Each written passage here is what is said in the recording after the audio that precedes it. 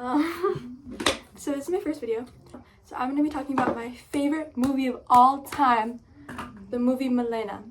It's a foreign film from Italy. It was made in 2000, and I described this to my friend as, quote, "Oh my god, it's the best ear-jerking, cinematically breathtaking, astounding, perverted, horrid masterpiece ever. Please watch it for the love of all that is good." So naturally, I want to tell you guys about it. I also wrote about this movie for one of my final project in English for freshman year. I'm now going into sophomore year. We had to do like a series of reports on all different kind of things, like basically spilling our whole guts to our teacher. And one of the prompts was choose a book, movie, or story that has stayed with you over time. What themes or characters resonate with you the most, and what does that connection reveal about your identity, beliefs, and values? And of course, for this, I decided to do my favorite movie of all time, Malèna. So, yes, I'm going to be reading like the report I did, and then I'm also going to be adding details of my own that I've thought of now that I want to talk about. This is like mostly unscripted. I'm just going off of like, yeah. So there are like a ton of basic points I want to hit in this movie. Number one, the male gaze, portrayal of the male gaze. Number two, just the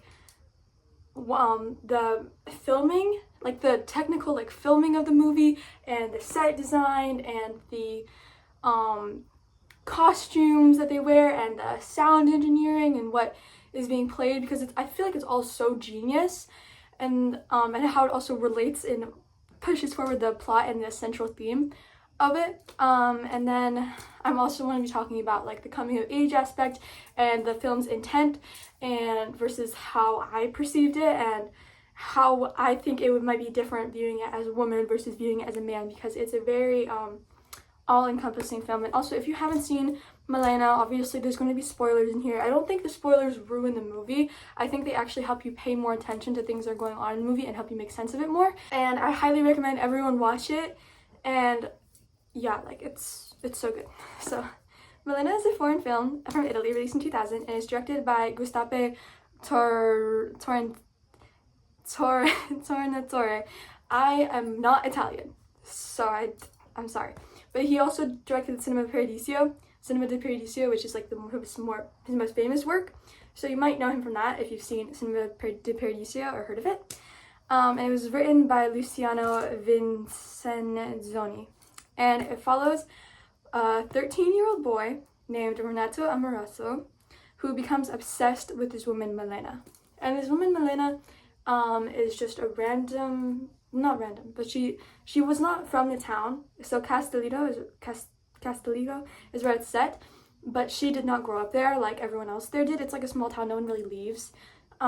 She met her husband who had grown up there and has a family there, and she moved there to live with him.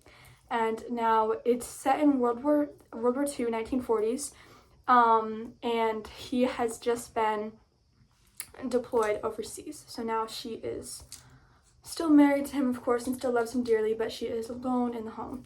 And she's also very, very lusted after. Everyone is like wants to get with her or hates her because they see her as competition.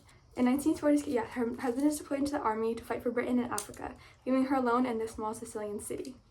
Malèna is the envy and desire of all of Castellico, including Renato. She lives a rather reserved life, caring for her senior father in the city and staying at home otherwise. Her father is the teacher of Renato. He is his Latin teacher.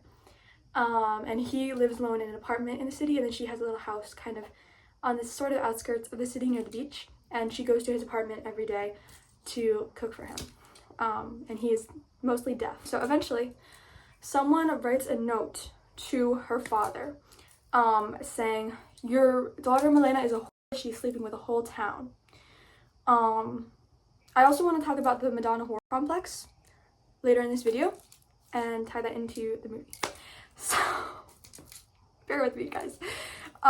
So when he receives this letter, obviously he is deaf, so Renato, one of Renato's friends, they kind of have this club where they follow her around all day on her commute. So they line up their bicycles, they ride their bicycles over to near her house, and then they line up on the seawall and watch her leave her house and walk into town. And then they run kind of like chasing her around town. And then once they get to like a place they know she's gonna walk because she walks the same route every day, they sit there and they watch her walk by. And this is like a lot of like everyone else in the city, like when she walks by, they just like stop and stare at her. And she obviously is aware of it, but she tries not to act like she's not aware of it and tries to just go on her business as usual by herself. Renato's friend ends up reading the letter saying Malèna is a whore, she's sleeping with the whole town, out to the class because he has to read it super loud so that the teacher can hear it. And then, because he also has vision problems because of his old age. And then he gets up and leaves and goes non-contact with Malèna. So he changes his locks. When she goes to feed him dinner that day, he does not throw a new key down to her. He does not let her in. And she knows why, because obviously she lives in the town. She's aware of all the rumors and everything around her. And these have only gotten worse since her husband's left because everyone's like, oh, now she's already got an empty bed. Anyways, so she ends up taking a lover. Her lover is he's high up in the military, and this is in fascist Italy, which isn't that important to the plot, but it is kind of important. She takes a lover of a man who's high up in the, kind of high up in the Italian army. And he comes and visits her sometimes at night. They have dinner together, but mainly she doesn't really love this man. She loves her husband, and she is just deeply saddened. And she only takes this lover after she hears that her husband has passed at war. They say he's died in Africa, and she learns this and is deeply saddened, and she ends up taking this other military man as a lover. I do not know his name.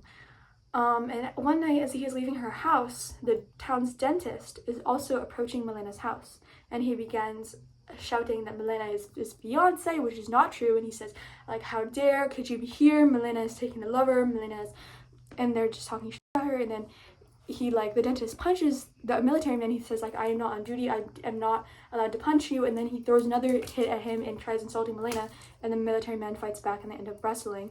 And then the police come, get involved, break them up, and everyone decides to take Malèna to court because they want to accuse her of seducing the dentist and therefore breaking up his marriage and causing the fight.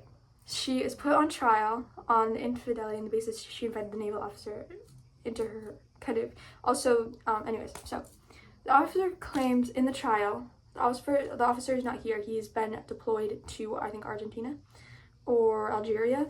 Starts with an A. And they read his statement and say that he proclaimed that they were just friends. And she is saddened by this. You see a single tear drop down her cheek as she remains otherwise completely composed. And during the trial, they continue to question her. Obviously, she reveals that she has nothing to do with the dentist. She does not know what he's talking about in regards to her being his fiance. That is not true. So then the trial ends. Her lawyer, who she hires, who also is deeply infatuated with her, uses the claim of, here is her crime, her beauty, during the trial. Which, oh my god, I need that tattooed on me. It's deeply integral to the plot, so I want you to remember that. She does the trial, she's not convicted, and then the lawyer insists that she has to pay a fee, and she is, without her father being able to support her and without her husband, because he's gone non-contact with her, and then with her husband being away overseas and her not getting any income because she doesn't have a job really, she has no way of paying the lawyer.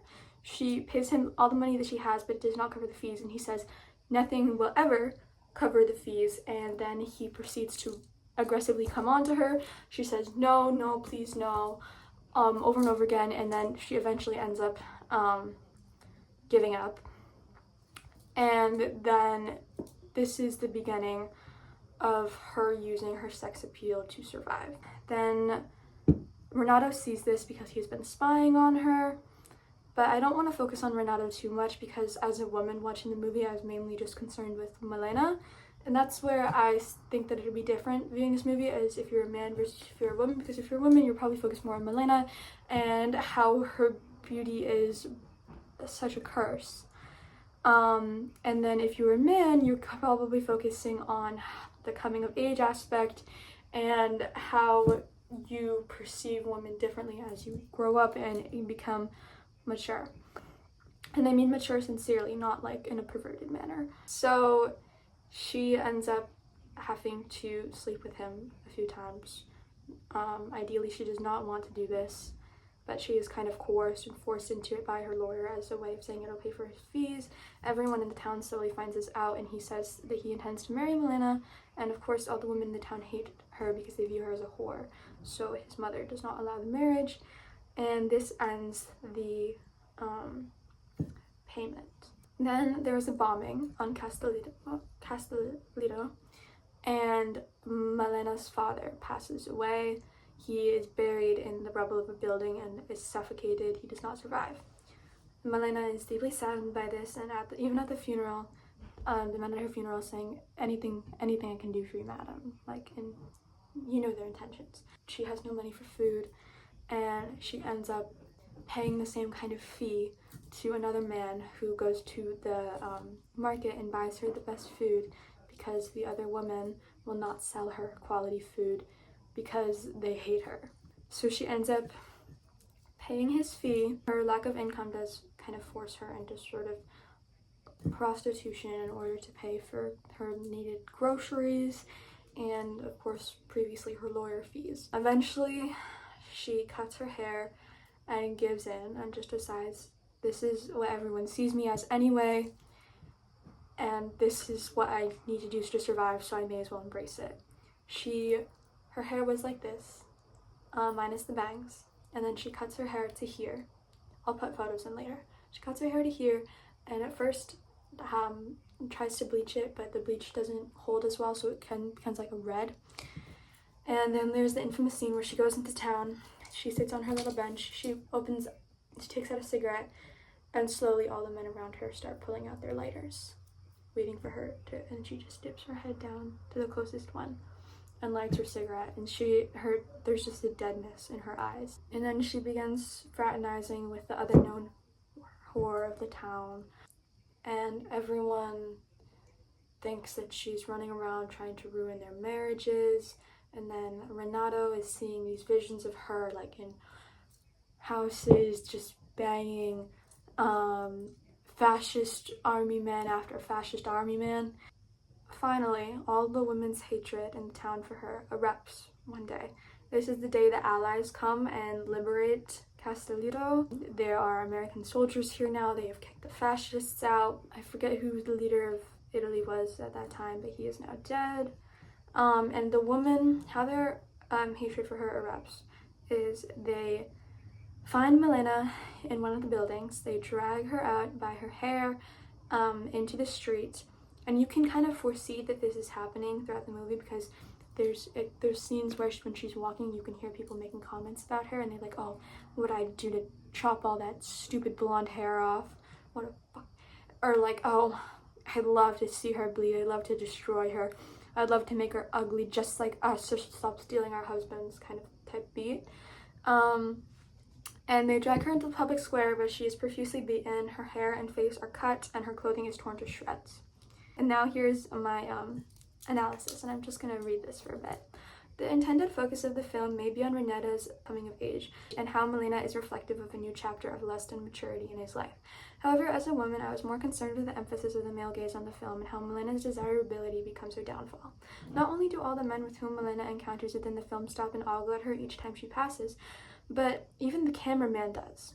In a scene where Malèna dances around her apartment, silently crying and holding a photograph of her husband, the camera focuses only on the outline of her legs and chest beneath her slip dress.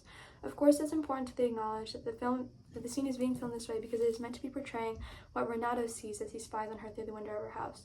Though considering that, it becomes even more indicative of the male gaze and how Malèna's intellectuality comes second to her desirability. The focus of this scene, Malèna's personal focus of the scene, is on how much she misses her husband, how much she just wants to see him again and know that he's safe and be with him and be comforted by him. And Renato only sees this as, look how sexy her breasts and legs look beneath that slip dress. And it's deeply saddening because we're not focusing on her deep feelings of devotion and love towards her husband. We're focusing on her lust and sex appeal. And throughout the hardships of Malèna's life, with the passing of her father and her husband, and the even worsening state of the war, she has no one to confide in.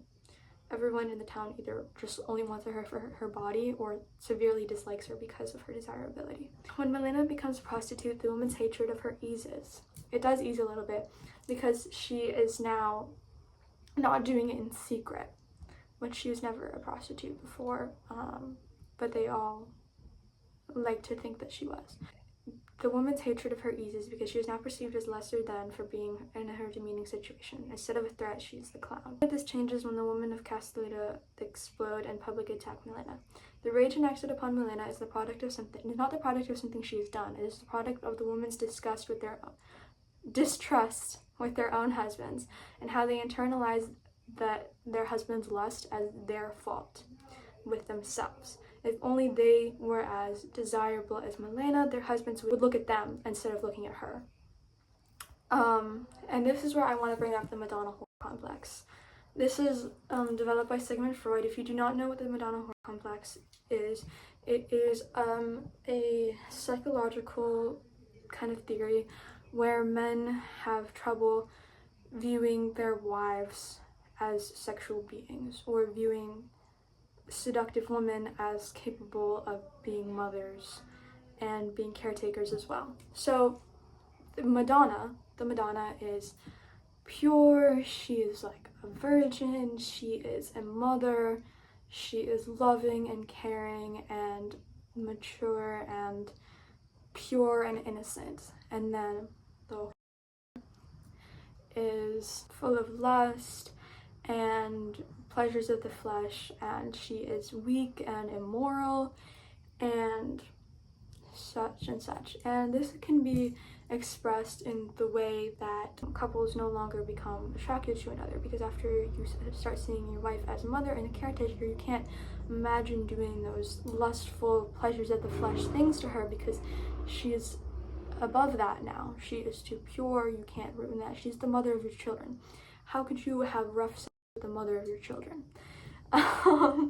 And similarly with like prostitutes, it's like, wow, like this is your life. You are so used to this. How could you ever be capable of being intellectual and caring and nurturing when you're just getting annihilated all the time? And basically it's talking about men's struggle and people who are attracted to women's struggle with being able to respect them and also lust for them, and how there's often a divide between the two, and you can only have one or the other. And obviously this is not true for all men or all people that are attracted to women. Obviously there are people who don't think this way. I would like to think that the majority of people don't think this way, and I would like to think that the majority of people can view women as someone they can love and also someone they can lust after with respect. The women's hatred of Malèna kind of stems as a byproduct of the Madonna complex. Their husbands don't view them as beings of being capable of desire or lust, so they exercise their desire and lust with Malèna instead, because that is what she's been branded as. Malèna understands this. Malèna is a woman too. She understands this. So this is why she does not cry out to the woman to help her. She does not, when she is attacked, she does not try to reason with the women. She somewhat accepts the public humiliation they inflict upon her. Like, she understands why they are doing this, even though obviously it's a horrible thing that's happening to her. She kind of feels their pain in a sense as well. And I find this very indicative of how women perceive themselves and their worth in regards to male validation and the need to be in a relationship or feel desired. So she kind of feels this sympathy for the women who are attacking her. So she ends up screaming at the men instead, because this is a byproduct of their lust and desire for her. Now, I found it interesting how the men's infatuation and inappropriate behavior towards Malèna is essentially taught throughout the movie as well. When Renato becomes a teenager, he is roped into a sort of club of the boys at his school, like I talked about before, where they go and watch Malèna on her route every day and when she leaves her house. Additionally, from as long as Renato has lived in Castellito, he has witnessed the ogling behavior from most men in his community, which has taught him that this is an okay and appropriate and, in fact, expected behavior, which is why he kind of ends up taking part in it as well. severely to the point where he's stalking her and looking through a peephole to see her in her private home. Even when he's kind of too young to feel lust or desire her, he still kind of follows what everyone else does, which is stare at her. And therefore it's expected of him to carry on the same sort of behavior if although role models in his life are doing that as well. And the objectification and sexualization of women has become integrated into our society as well. This is a reflection, obviously, this was made in the 1940s, but this still happens today. Think of our fashion, how more and more little girls are wearing crop tops and tights and leggings, and obviously the custom cheeky bikini scandal. That's right, I watched Danielle. I love her channel.